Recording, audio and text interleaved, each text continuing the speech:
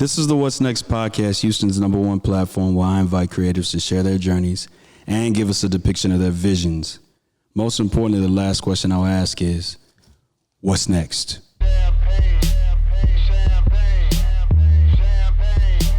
If y'all not ready, it's too late now.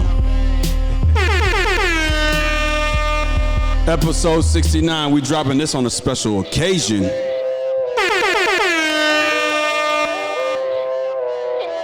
Theme song by the Nice Guys. You already know what it is. Houston, Texas. Walk with me.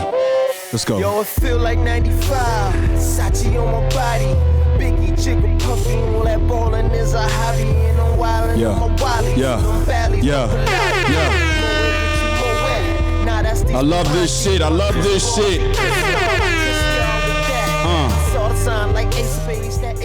Houston, Texas. Welcome back to episode number 69 of the What's Next podcast. A production of Still Visionary Inc.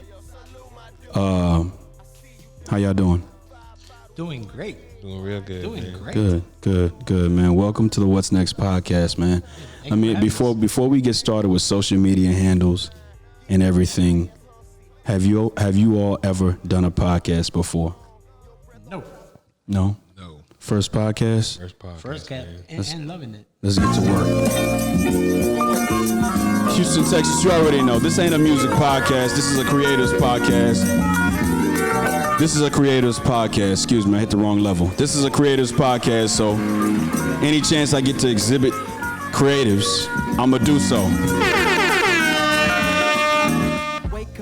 Yeah. Gotta get my reps up and step up the effort to try not to F up. And if I do, guess what? I get tough. We're gonna let it ride to the hook, y'all. I guess outliers is the recipe for success, but how many willing to sweat for 10,000 hours? Not too many, nigga. Fess up. I guess that means the rest of you losers only meant for the bench, but I bench what you meant to. Rest up, but understand the pressure keeps you on the edge of your seat. Insanity by the ledge. Heath Ledger, rest in peace to you, son. Rest in peace to you, King. The pleasure of being next to military press record. Adrenaline, limb from neck down, mix the neck up. Compress rough cold to a treasure. Yes, sir, I.E. drop jewels, nothing less. Had an I for E to I.F. I.E. the good shepherd. One Cito, comma, Cito. How it sounds sour, But the outcome is sweet, yo. Punch in, clock out, no lunch, nigga.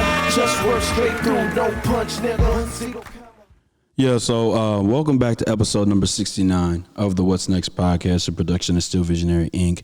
Before we get started with the episode, let's introduce our social media handles so we don't disrupt the flow of the conversation when we get to that point. Okay.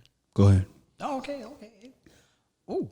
My name is Nicolas Alba. You can find me as Nicolas Albaran with 2 R's on Facebook. Nicolas Alba _77, I believe, on Instagram. Okay. Torrance Atkinson. On Facebook, you can find me as Torrance Atkinson.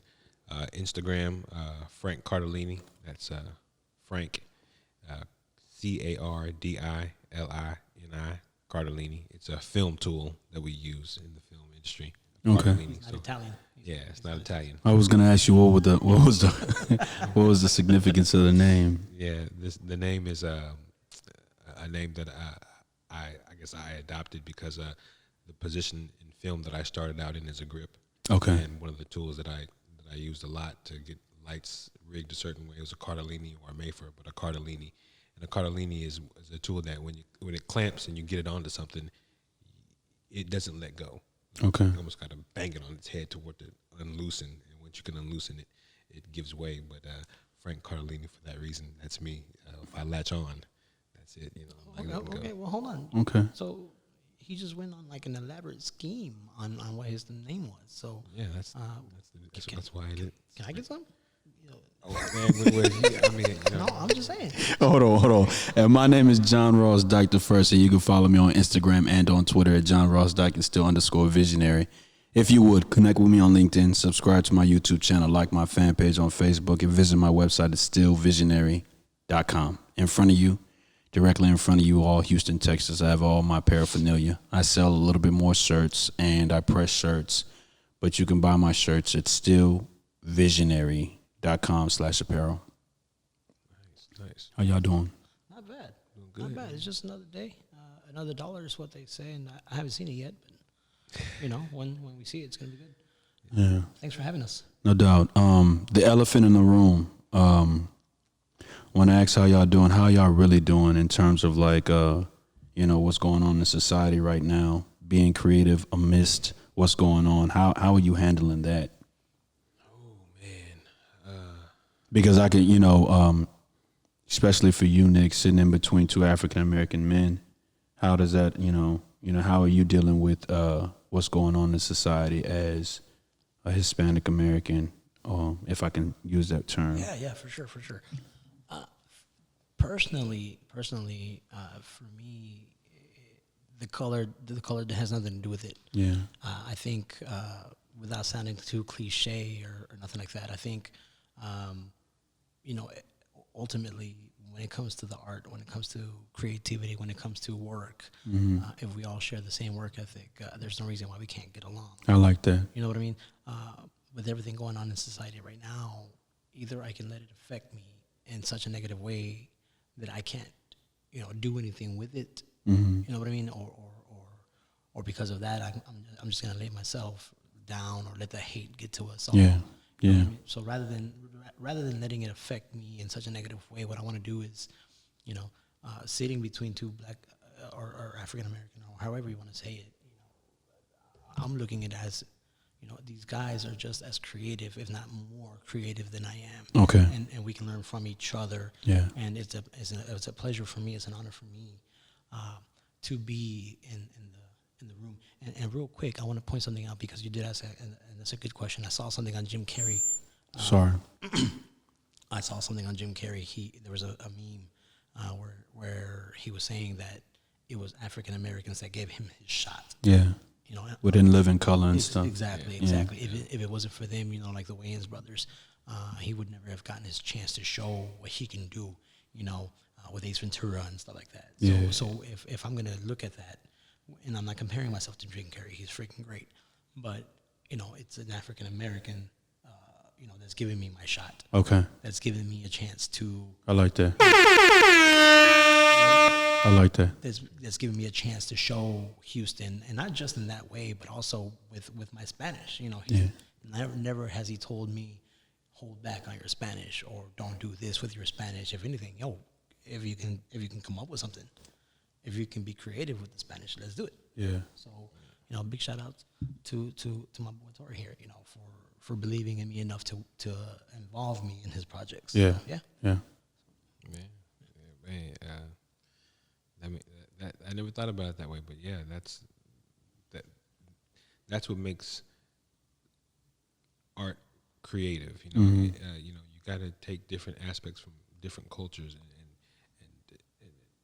integrate it to where everyone can relate to certain situations. Yeah. When you make it one-sided, it's hard to relate to. Yeah. And it puts you in a real false sense. Yeah. And I'm not with that. During this time with everything that's going on, it's hard. But I'm hopeful, because I feel things are going to get better. Yeah. I think it is. And what's really interesting about the film that we're doing is some of the dialogue is relevant to what's happening right now. Yeah. And the fact that we're releasing it when this happened, and we were supposed to release it before, but COVID happened. So we had to hold back, and now this happens, and we're going to release it. It's kind of like we were watching it, and as we're watching it, we're listening to the words of the character Fracture, for instance, and he's speaking like almost verbatim of what happened to Mr. Floyd. Yeah. And it's like, oh, Rest in peace. Rest in peace, yeah. And it's like, wow. And it's time for more people of color to start telling our stories. Yeah. Because that way they can relate, we just have to. We have to tell our story, Yeah. I think if they give us if we just are given half a chance, Yeah. things we can accomplish. Yeah. So, Yeah. I'm glad you said that, because a guest that I've had on my podcast now twice, her name is Kalea Vaughn. She went to U of H with me, but she's now based out of California, Los Angeles, California. She's a writer, screenwriter. She said that it's time now artists now need to use the times in their creation. So whatever's going on in time right now or present day has to be represented in what they create. So you saying that really made me think of her saying that. Well, and that's the beautiful thing about what's going on with Houston, and how Houston is handling it. Yeah. And that's what Houston is known for. I think Houston has the great habit. Oh, it's the metal. Yeah. The habit of which is a good habit to have of helping each other and coming together. Yeah. I haven't seen, especially with what's going on in the world today, I haven't seen, like the riots and all the chaos like we see everywhere else. So it just, with Houston, we come together and we work together. Yeah. And I think that's what's going to separate us from a lot of other people that are doing what we do, or a lot of other production companies, is that not only are we going to come together, but there's the diversity aspect of it. Yeah. And man, when I say diversity, I mean we have all kinds of people that work with us that have been working and collaborating with everything that we're doing, and it's amazing. Yeah. Because it's so natural. Yeah. And nobody has made anybody. I mean, I can't speak for everybody, but I mean, from what I can see, what I can tell, nobody's felt uncomfortable. Yeah. Male or female. Yeah. Anybody that's collaborated with us has seen and has had the fun. Yeah. Doing everything that we've been doing so far. So it's an amazing feeling. Yeah. Okay. What should people take from your film?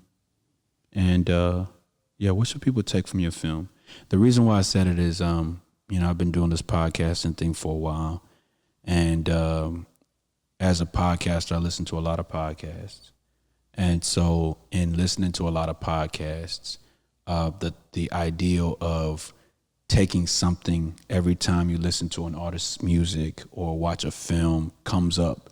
So in thinking about how I wanted to squeeze that into my podcast, I came up with that question: what should people take from the film that you guys are getting ready to release? By the way, Houston, Texas, we'll record. This is the second episode I've done tonight, and this episode will be released on the 19th, right before y'all premiere. Yeah. So, we became acquainted in the White Room. Shout out to 3 Bubble. We're here in the White Room again, recording episode number 69 of the What's Next podcast. And I met these gentlemen here when 3 was scoring their film. Yeah. So Nick hit me up and was like, "Hey, man, we'd like to come on the podcast and talk about the project." And I was like, "Sure. This is what this platform is for." So what should people take from your film? As he's thinking about that, the relatability, man. I think the number one thing for me is the relatability, and I'm going to tell you why. And I'm going to tell you this in Spanish real quick to prove the point. Dime. Oh,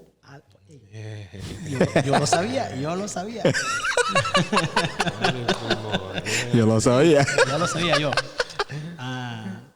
El hecho de que somos de diferentes lugares, y todo lo que traemos, las culturas diferentes, y cómo nos relacionamos todos al momento de conocer al héroe, de conocer al villano, de conocer a todos los que están en cada paso.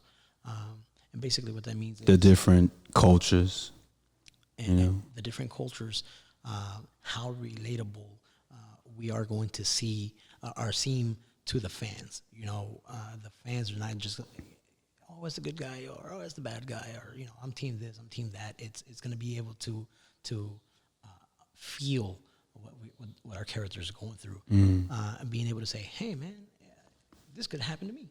Yeah. This could have been me. What would I do if I was in this situation? Or man, hey, the Hispanic cat, it's crazy, but I got a cousin that's just like him. You know what I mean? Yeah. So whenever they see me or whenever they see anyone else, they're like, man, hey. And one of the things that I look for, especially in the Hispanics that I see on TV, is how authentic they are to how I grew up. Yeah. You see what I'm saying? Yeah. So for me, what we've been able to accomplish already is relatable to anybody that's already seen a few things here and there that we've shown, because they tell me exactly that, which is, damn, let me be a part of it, because it's almost like y'all are talking about us. So I think that's, for me, the relatability is what separates us, or what's really the impactful. I think was that the question? Yeah. ¿De dónde eres? Yo, nacido en Guerrero, México. Okay, México. Michoacán. Okay. Yeah, said it. So yeah, Michoacán, lawful resident of the United States. Yeah. What should people take, Let's Torrance? get that clear. From this, honestly, this film is a complete concept of what we're pitching to distributors or other production companies to see if we can get the pilot shot.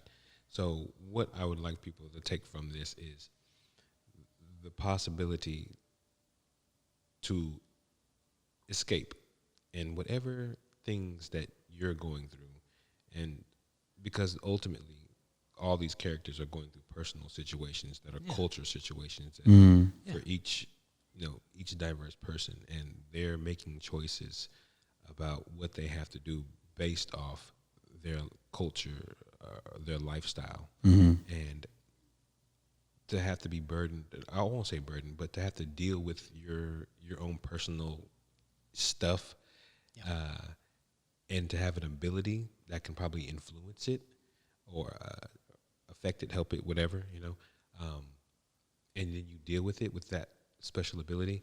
It gives you a chance to kind of just take a break and just get away, because a lot of the experiences that I've experienced, or ideas that I came across putting in the story, come from some scope of reality, and I incorporate that in these characters' lifestyles and gave them an ability and let them make the choice of what's going to happen, with their life. So one thing I want people to take is enjoy the story, enjoy the visual of it. But when the pilot comes and we show you the pilot and we go into these characters' lives and you see what they deal with what's going on, I want you to relatability. I want you to see that, and I want you to feel that. I want you to be, because the main character, for instance, his cousin is a victim of gang violence, and he's going down the straight and narrow, but because of gang violence, his brother was shot, and kind of gives him a motive to be this, spoiler alert, be something to kind of, be better, Then you have this other character who did the right thing all his life, got the good grades, did everything right, and something tragic happened to him just because he was doing his job. Yeah. And, and then tables turn. Yeah. And it's like, so what would you do? So the thing I want people to take is just escape. Yeah. Let this be your escape. You know what? And real quick, John, can I ask you a question? Go ahead. If you had comfortable lifestyle, not mediocre, but just your average lifestyle, you have your 9 to 5, you have your wife, you have your, your family, and all of a sudden, society really just knocks you on your feet, and you find yourself with this gift, with this ability. What do you do, John? Do you hate the world for what happened to you, and you mess everything up, chaos all the way, or do you do the right thing by still being a good person and using it for good? Oh, you're talking to me, man. I would use what I had for good. Yeah. For me. Yeah. But the average person might hate the world. But do you see where that's the relatability is what we're talking about? So you put yourself in that situation, and I think that's with our show, it's so easy for people to understand why the bad guys do what they do, but at the same time, it's like, I understand. Naughty. Yeah. Tisk tisk. Yeah. But I understand. But I You understand. see what I'm saying? Yeah. So I think. You know what, man? You guys have enticed me to want to see this. And we didn't talk about this, right? We didn't talk about it. I'm just gonna go ahead and just reach out there. Is there a snippet that we could kind of just throw in this moment? Is there a snippet? Because I understand where it's gonna go. I understand where you're looking to take it. Yeah. So is there just a snippet that we could just kind of just drop right here, just say, hey, check this out, like 30, 45 seconds. Is there a snippet? Because if there's not, then we'll move on into what I want to talk about next. We do have a snippet. A snippet? We have a snippet. Okay. Yeah. Okay. Well, Houston, Texas, let's get ready to watch it. This is episode number 69. We haven't come up with a title yet, but that's in the works. Episode 69 of the What's Next podcast. I'm sitting here with Nick and Torrance, and we're about to take a look at this snippet of the film. Peace and blessings.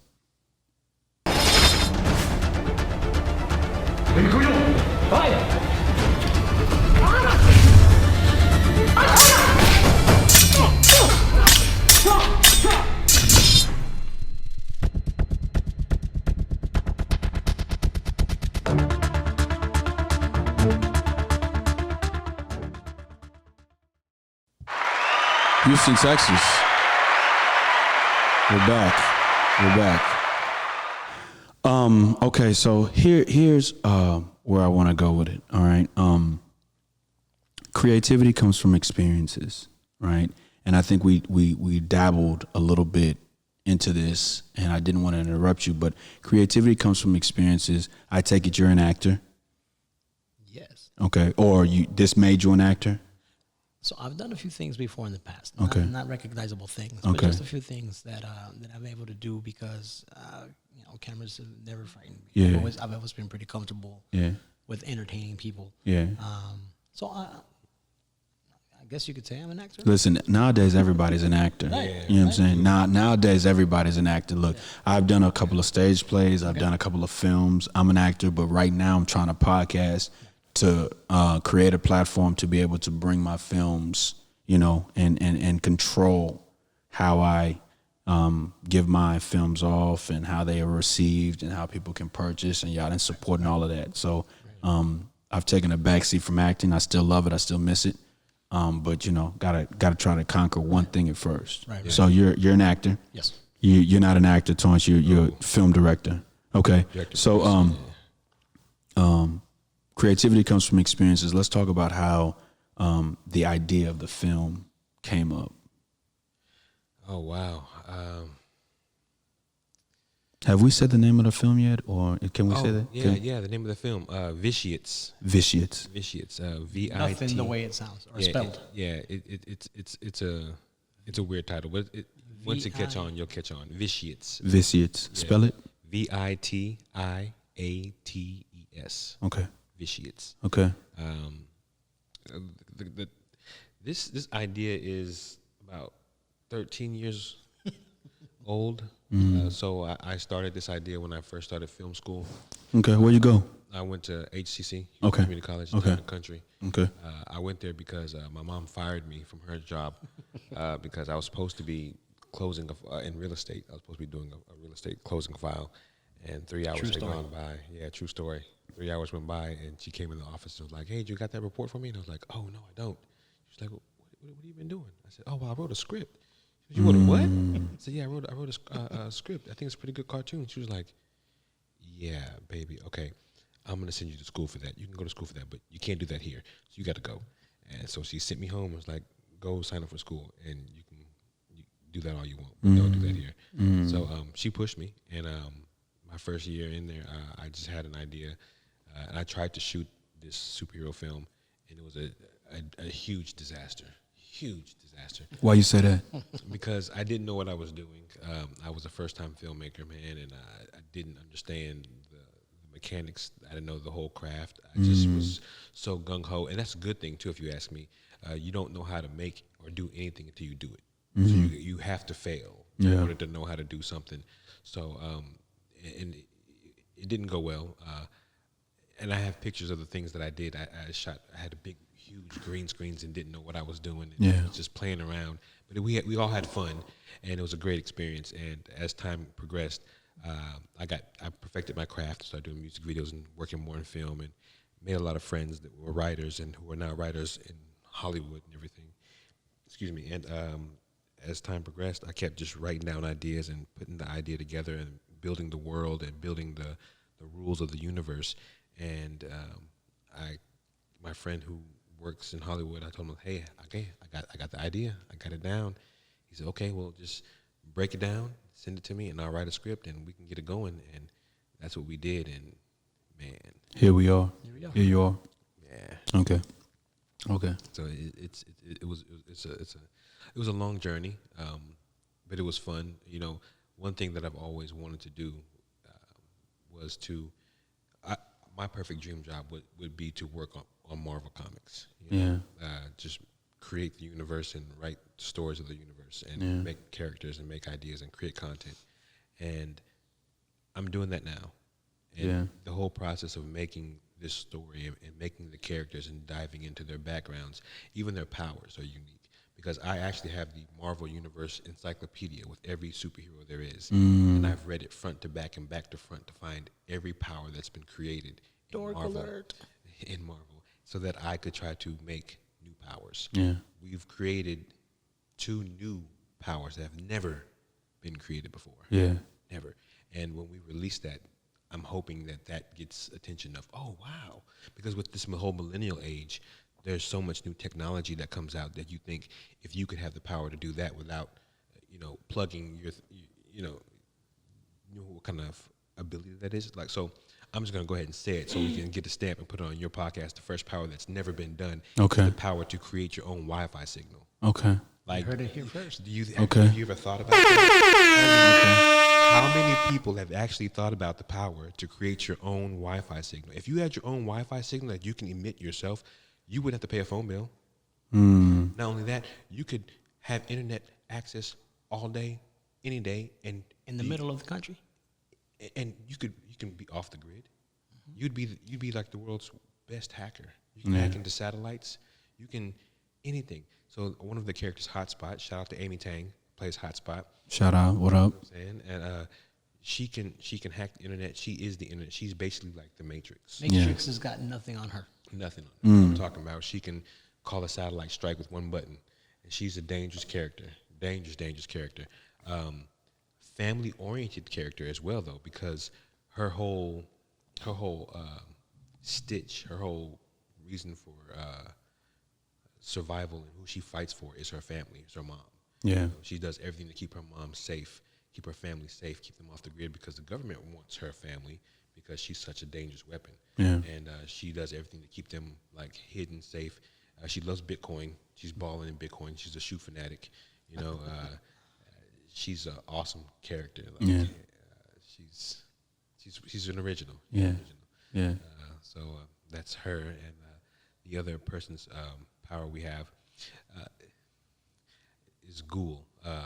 He's a conscious zombie. Okay. So when you think zombies are people who don't have a brain to think. If you think about it, if a zombie had a brain, that would be a devastating monster to fight. I mean, you think about it, zombies are, first of all, strong. Their limbs can almost be regenerated or placed back on. They're relentless. They can almost digest anything. They can infect. They can multiply. Super ability, superhuman strength and agility with a brain. So this zombie, when he makes other zombies, do they have brains too? No. So he's okay. He's like, it's like almost like a vampire. Okay. And the thing is, the caveat of this is the fact that the more he consumes people, the more he seems to be human-like. The less he does it, the more zombie-like he looks. He doesn't like consuming people. Okay. So he's forced with looking like this monster. And the thing about this character is, this is the story of the black father with his child. So the issue is, he has a daughter, a baby mother, and the baby mother won't let him see his daughter simply because he's a monster. Yeah. He does whatever he does to make money, and she doesn't agree with it. And it's just a typical, he tries, but she doesn't like what he does, you know? And so because of that, she uses the court system to keep the daughter and keep that wedge between them. Yeah. The judge has thrown the book at him before because of child support, and sometimes he gets in and out of trouble. He's not a real troublemaker. And this is all while he's a zombie. This is before he's a zombie. Okay. So, and we're going to portray that people are looking at him as a monster, and when he becomes a zombie, the only person who doesn't see him as a monster is his daughter. Yeah. So she is like his number one fan, his number one. She's always rooting for him. Yeah. And he does everything he can to just not try to frighten his daughter by being around her too much, but still, you know, every now and then putting a toy by her window, you know, off into the night. Yeah. And he is basically trying to redeem himself to become a better father while being a zombie. Yeah. And his daughter just embraces him while he's a zombie. She's not afraid of him. She's the only one that's not afraid of him. Yeah. But he is a force to be reckoned with, though. Yeah. Yeah. When I've thought about producing films, my imagination hasn't gone that far because can I assume that you're using CG in this film? Yeah. And I never knew how to acquire. See, here's the thing. In getting into the realm of acting and seeing how people are producing films the way they can produce them, I've seen that, you know, they made the DSLR real easy to use, right?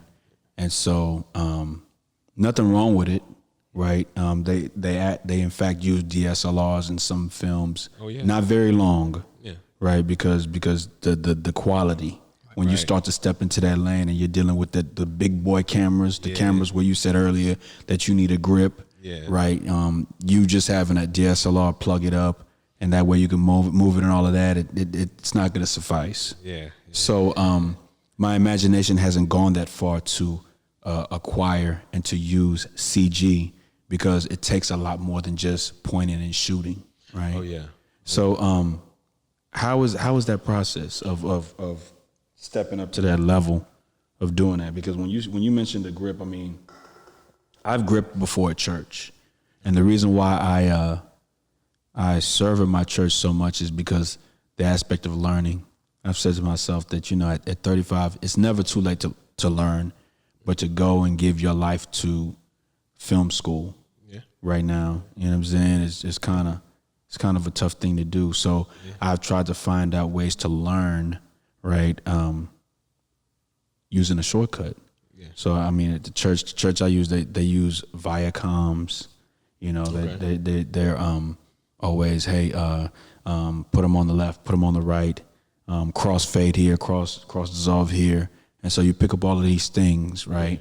But I'm interested to see how that step up for y'all to incorporate CG and a green screen. How was that process? Oh man, so Long. You know what a green screen is? Okay. That plastic bag you were using, right? Is that? It's a long process, man. Well, you know, it started, like I said, when we started, like 12, 13 years ago when I first tried this project, I didn't know about track points on a green screen. There's certain things that I didn't know. I was very, very new to After Effects.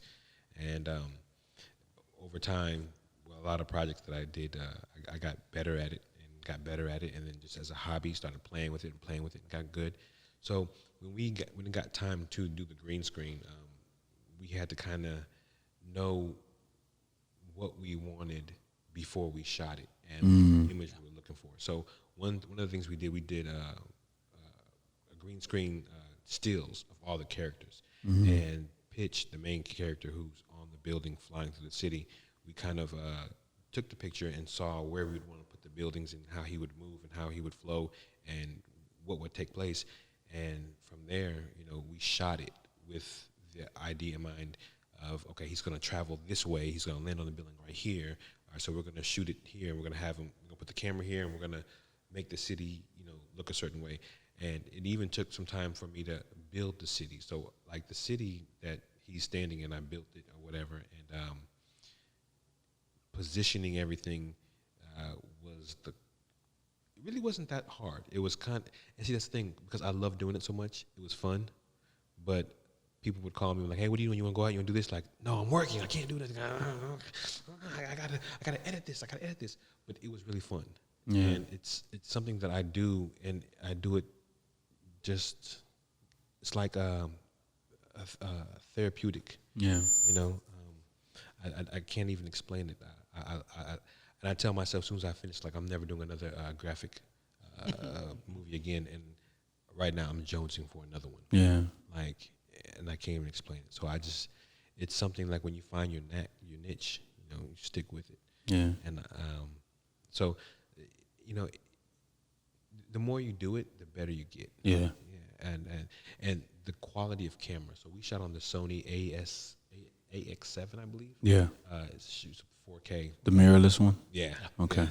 That thing is amazing, man. Yeah. Oh, my gosh. Man. A lot of people are going to Sony now. Yeah, man. I was shocked, man, because I thought Canon was going to always just be that DSLR, have that brand. It's going to be Canon camera always going up. Or even Red or Alexa would be, you know. But the Sony's like, why get a Red? Why get an Alexa? I can shoot 4K with a Sony. Like, like what? And like and then the range you can get with no light. It's just amazing. That was the impressive. I was like, what? We have no lights, and you lose you do lose some detail, but you can't really tell. Yeah. I mean, with the level of editing that we can make happen, it's like, wow. And we shot quite a few things in darkness. There was like what you saw earlier was shot, you know, in the garage. You talking about when you were in the studio? Right. Okay. So, you know, and we shot in the middle of the woods, in the middle of the darkness, with very little light, to no light, damn near. And the alley scene alone was also very, very dull and not very well lit. And I mean, that camera captured all of it. Yeah. You know, and then some. Yeah. So How important is it? Because believe me, listen, when you're venturing out into this type of profession, right? You got to start somewhere. I think that's something y'all uttered earlier. You got to start somewhere. I've seen a lot of poor films.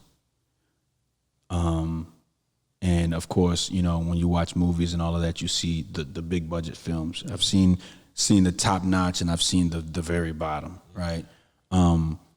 If you had to say to an up and coming filmmaker, where would you advise them to start? Let's just say this, because nowadays, I mean, even they said that they made the new iPhone 11 commercial with all iPhones. I beg to differ.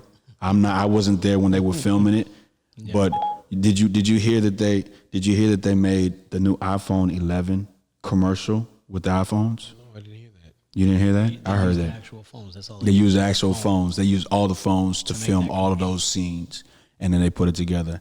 I didn't buy it. No, I gotta check that out. I didn't buy it because I used to use my iPhone 7S to record my podcast, and it had 4K capability, but the sensor was too small. So when you're enlarging it, it starts to get pixelated. Yeah. Now, are they using lenses on their camera? They probably are. They got to be. They have to be. Because some of those shots were just so phenomenal. I was like, there's no way. I mean, on the iPhone 11, the cameras are bigger, but it's just no way that you can get that kind of. I gotta take a look at it. Resolution without some kind of it looks icy. Yeah. It's a nice commercial. I'm talking about the one where they're throwing snowballs at each other. It's a snowball fight. Bro, he's gonna do that on the podcast. So this isn't you know, where you take the time to look at it. Somebody should tell him. Okay, but you know, as a film guy, I know that he would. It would. You know, that all his attention would divert to that. As a film guy, he should be focusing on you guys. That's what you're talking about? No, that's not it. The for the iPhone 11. Hey, I'll show you which one he's talking about after the podcast, bro. Touch him again so we can get back to him. Oh, this one here. It's not bad of it, fool. Oh, sorry, my bad. I'm sorry, y'all. Hold on, Film, guys. this one here. That's not it. That's not it. Oh. Bro. All right, we're gonna find it. Don't worry. We're gonna find it. I So- promise you guys, I'll help him find it. So how do you get to that level, that point where you did we answer that already? I'm sorry. Got distracted. Like the kind of cameras that we would use, or Yeah. what we would advise the. Advise what you would advise. Oh, yeah, what I would advise. If you wanted to, okay. Let me round the question off. If you're going to produce a film and you have no idea of where to go, how do you get the most bang for your buck? Education wise, or just to do it. Just to do it. It's if you look on YouTube now. I would say, honest opinion. Man.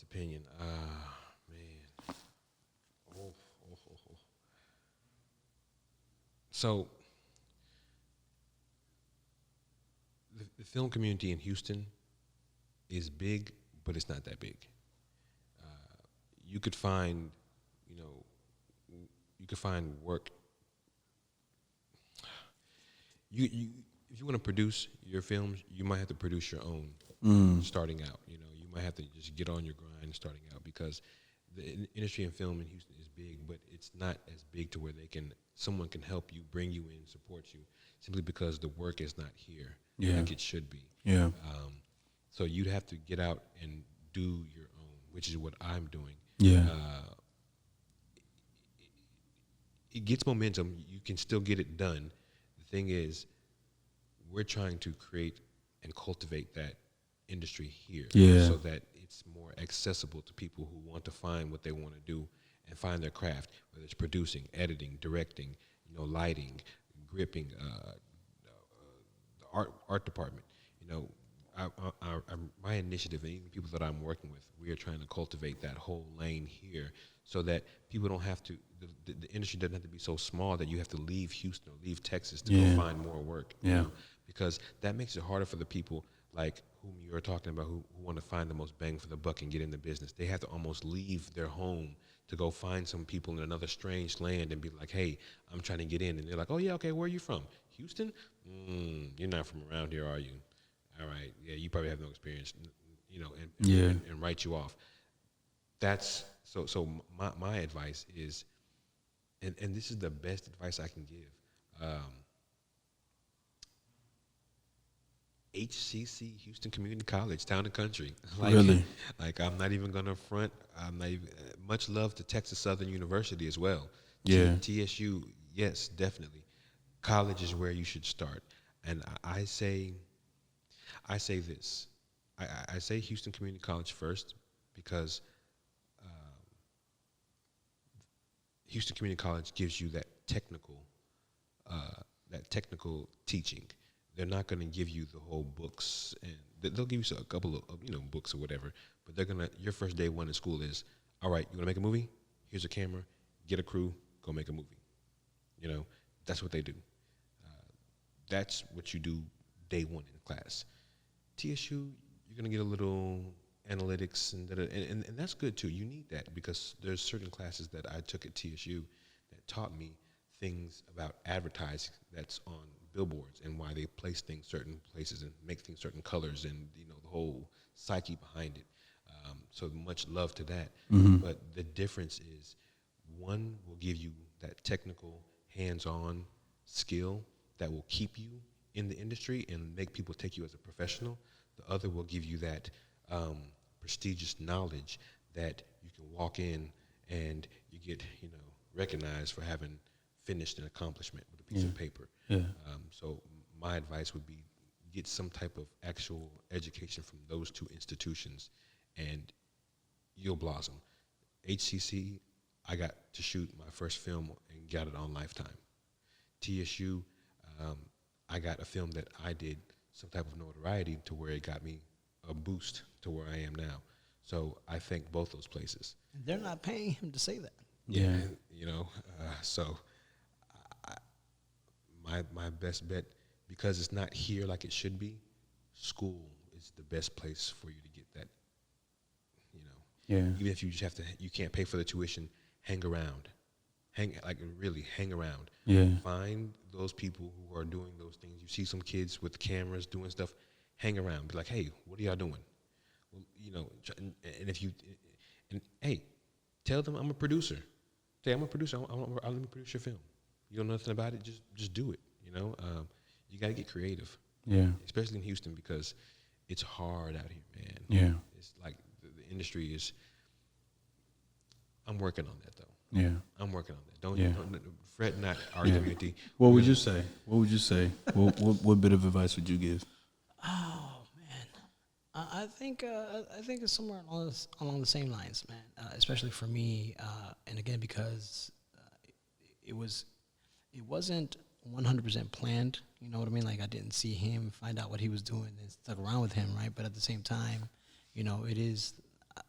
I happened to stumble upon somebody that because him and I were working together. That's how far we go back. We used to work together at the same company a long time ago. And he mentioned to me that he does this, he does that. This is what he would love to do in the future. And would I ever be interested in doing something? As a matter of fact, I am. Yeah, man, anytime that you get ready to do something, let me know and I'll hop on with you. So it kind of goes along the lines of what he says. You find people that are interested in doing it, that have a passion for it, and that have that vision with you, and you stick together. You hang out, and you stick together, and you share ideas, and you make it happen. But it's true that you make it happen because you gotta trip, and fall a couple of times before you can walk and run. You know what I mean? So, Yeah. Personally, I didn't go to school for acting, or I didn't go to school for producing or nothing like that. But hanging out with him and hanging out with his company and now being part of the company, I've learned and I'm learning the stuff that it takes to make things, to create things. Yeah. And so when you have that passion for it, when you realize that you do have a knack for it, stick with it, and we'll get it. We'll get there. And I think we're living proof of being able to get something done. And now, here we are on your podcast. Yeah.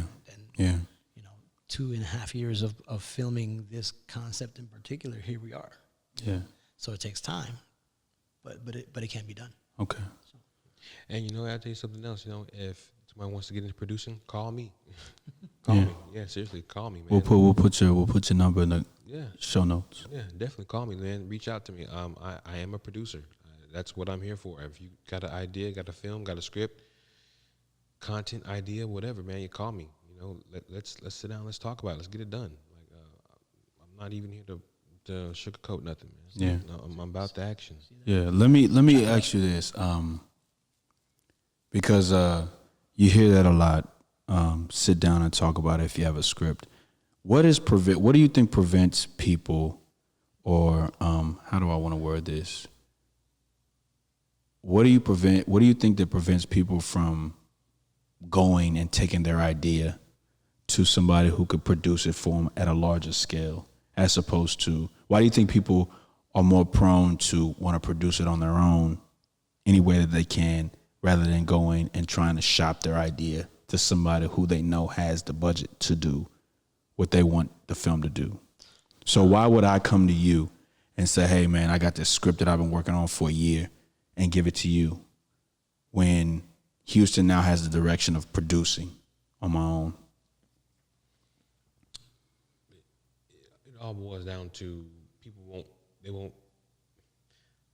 I think they won't go to those proper channels because they are too attached to their script. Yeah. And if there's certain changes that need to be made, they're like, oh no, that's going to change the whole story. And it's like, well, it's going to change the story, but it's better for my investment. Yeah. Get my money back. Yeah. Because people will buy this. Yeah. They're not going to buy it if it's that way. People watch this for an effect, and the effect won't work if you don't follow this rubric. Yeah.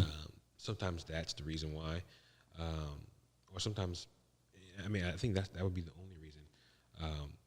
Because to be honest, if I had a script and I had some big times who wanted to buy it, and they wanted to change the whole thing inside and out, I guess it all depends on if the rent's due. Yeah. Okay, well, hey, we're going to sell this one. Let them have it, But if it's it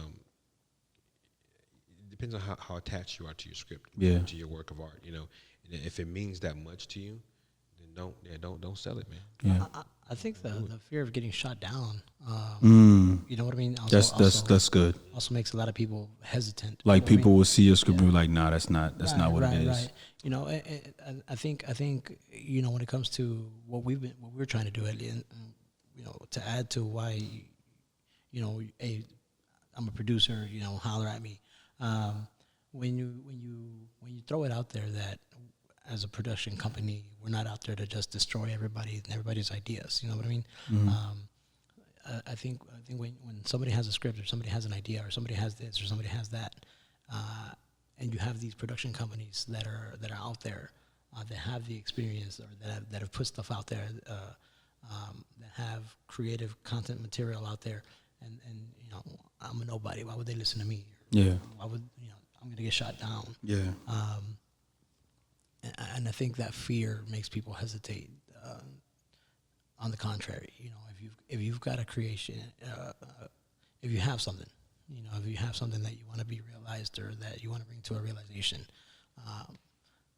hey, just throw it out there. Put yourself out there, get it done. Do you think it's harder to do it from an independent level? Oh yeah. Yeah. I mean, that was kind of a rhetorical question. I just wanted to see what you would say. It's hard, man. Why you say it's hard? Because, man, like, it shouldn't be, because from an independent level, you don't have nothing to lose, Yeah. Right. So it shouldn't be. But that fear, man, it does something to certain people, I try to use it and just say, roll the dice, see what happens. Yeah. I try not to think about it and just try to I just try to think about it. Man. If anything, actually, that's a motivation. Having nothing to lose. Yeah. It's almost like, okay, well, even if I fail, I learn from it. I take those notes. And what would a failure be? That project itself not coming to fruition. You know what I mean? As in not being produced, or not being produced, or not getting picked up, or not being turned into that big idea that you had, which is a script, a series, a movie, or whatever the case you wanted it to be. But you find out why. You continue to at least ask why. What was it about it that sucked? What was it about it that didn't sell? Yeah. Was it the actors? Was it me? Was it that? Yeah. What could I have done to make this look so irresistible that it would have gotten picked up? You know what I mean? So, as an independent, you're taking all the risks. You're taking the chances. You're jumping, but you don't know where you're gonna land if you don't jump. Yeah. Yeah, that's true. So I want to see the film. Yeah. I do. I got to. After talking to y'all, He's man, I just got to saying see that. that. No, I'm He's just serious. saying that. I'm serious because as a filmmaker myself, and I use that title loosely. I'm sticking to relationships. When, and this is why I say that. A couple of years ago, in a previous, I think I was telling you this before, in a previous production company, my man and I, we wrote a short film about how people camouflage their true intentions in a relationship, right? So the name of the film was called Chameleon Sunrise. Okay. And so when the therapist had found out that that their client in question kept deflecting, and then she would go and she would shield herself and blend into the conversation. Now she's not talking anymore, or she's like deflecting, right? We sent that off to the film festival, and they wrote us this generic letter. And then I started to think, okay, well, the cameras didn't really look good, and it might have been the acting, it might have been the lighting. So there were so many components, but we did it. We just did it. We put it out there so that we could see what it would do. And then here comes another. There was a film that actually got accepted into the film festival at South by Southwest, and the way they spoke about a relationship, we come to find out. I don't know, y'all maybe see, as film guys, y'all probably saw this. It was a relationship between a man and a woman, right? And what happened was the woman was ordering a robot to, she was ordering a robot to be that significant other to her, right? And when the robot wasn't what she expected, she would flip the switch and turn him off and order another robot and try to program that robot to be what she was looking for in a relationship. Well, what happened was, in the midst of ordering a new robot, he now flipped her off. So we find out that in this relationship, they were both robots. And so instead of her flipping him off and ordering another one, this robot that she turned on now flipped her off, who was a robot that we find out later on in the film. And I'm thinking to myself, well, if they're talking about relationships and it's that and not ambiguity, but how they camouflage that. She was a robot the whole time. for the whole time. And so when they talk about relationships like that, and then the film work and all, and when you're talking about just you and this girl in scene and y'all going back and forth with lines, it doesn't hit as hard as that one where she was a robot all the time and nobody knew it. Yeah. Nobody knew it. But when he reaches over and flips her off, we're like, oh damn, no wonder. This is why our project, outside of the novice mistakes of the camera and all of that, outside of that, this is why that project was picked up and something like ours wasn't. Okay. So as a filmmaker, man, that type of so I'm excited to see y'all film because one thing for sure is that it sounds freaking amazing. Oh, it sounds freaking amazing. I can't wait to see it. I cannot wait to see it.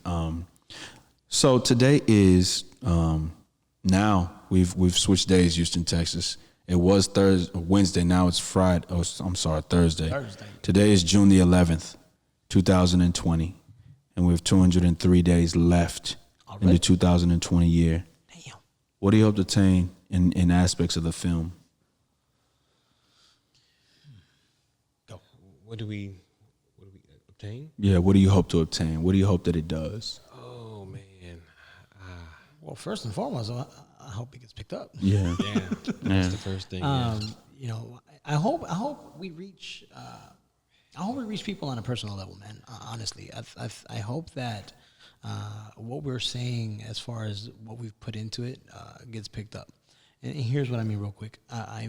When I say relatability, when I say the transparency, the diversity that we have shown, in front of the camera and behind the camera, I hope that translates to how it gets received. And when I say that, I want to be able to say, for example, we're out having dinner with the fam, and then somebody says, "Oh man, hey, episode from last week, man, it touched me," because we're going through that ourselves. You know what I mean?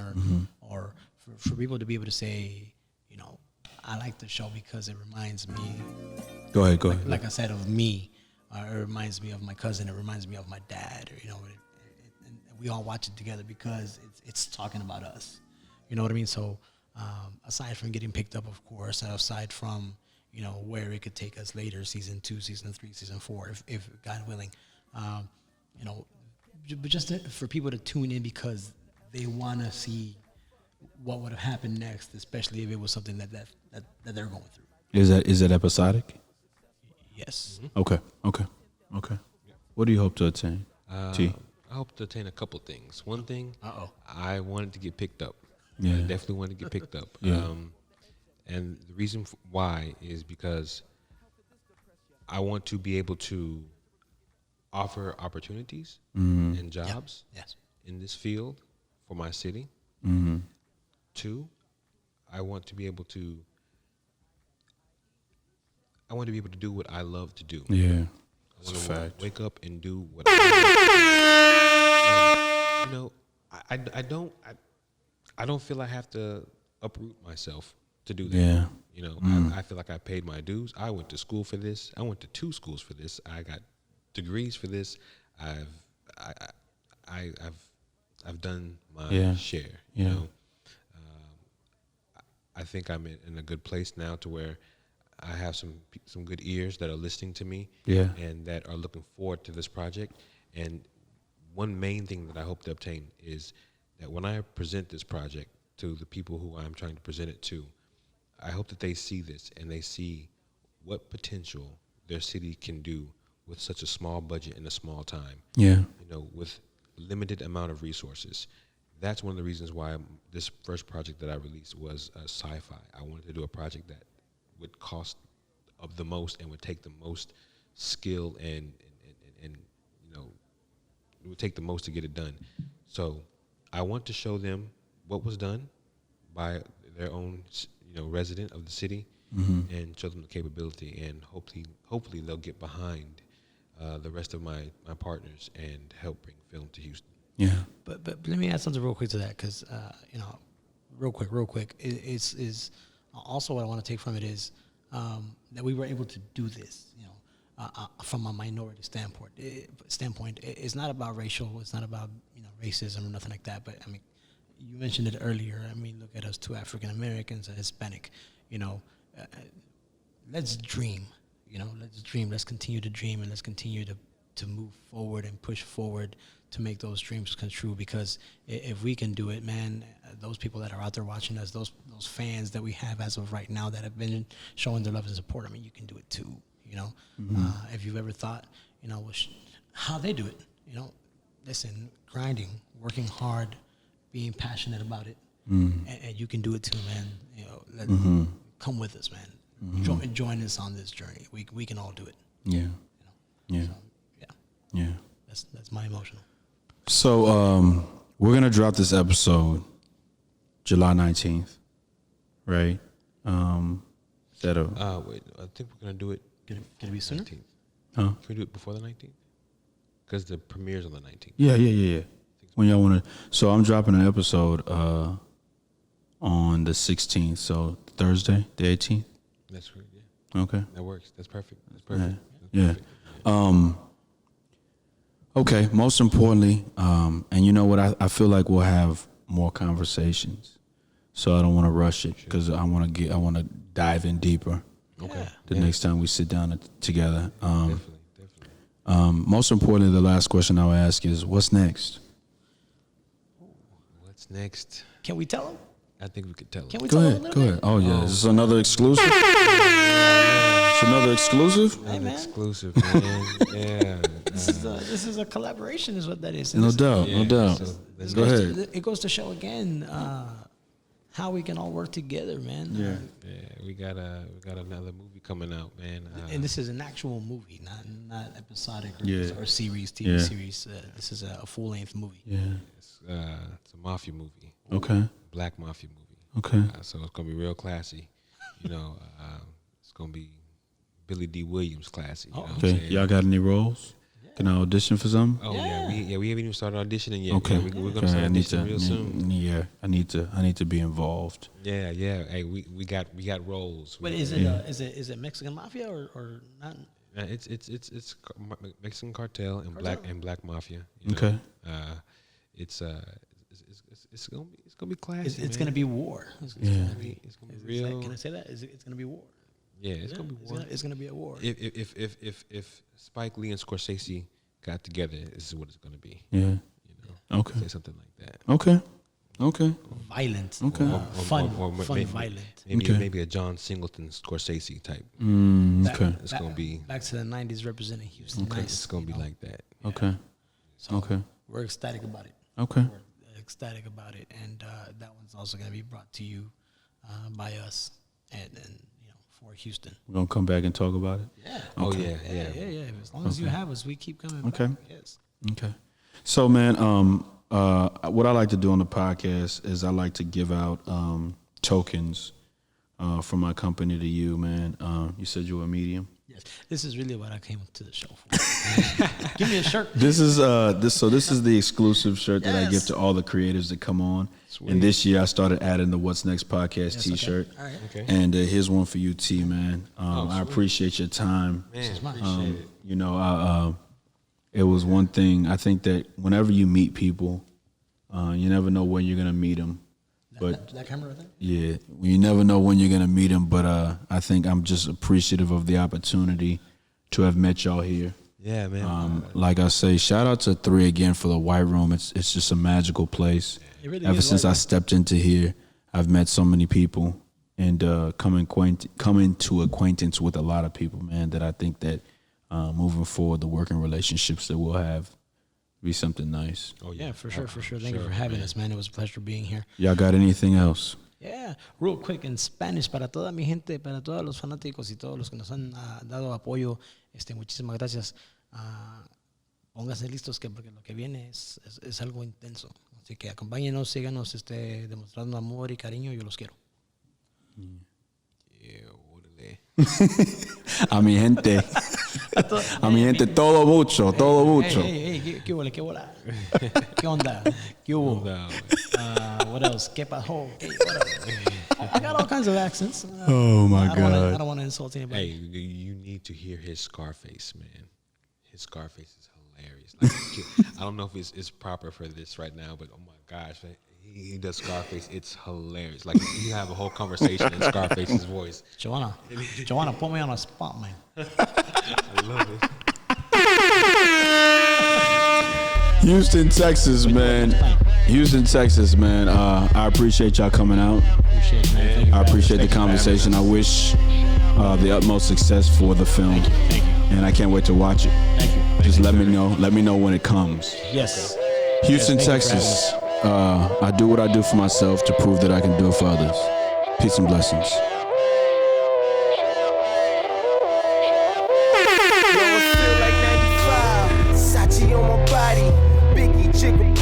All that ballin' is a hobby, and I'm wildin' in my wallies, and them valleys, no Pilates.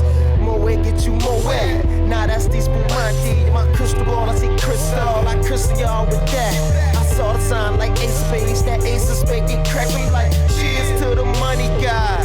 The Willie nigga who buy them bottles, and then they spill these liquors. Yo, salute my dude. I see you, dog. 5 bottles, 1 dick. Why I need to rub?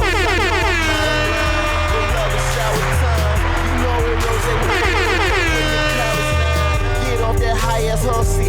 This a private party. Been on my dick too long. Your breath on private party. You gon' be nice and naughty. These walls on priceless Audi. This the upper crust. Fuck is up.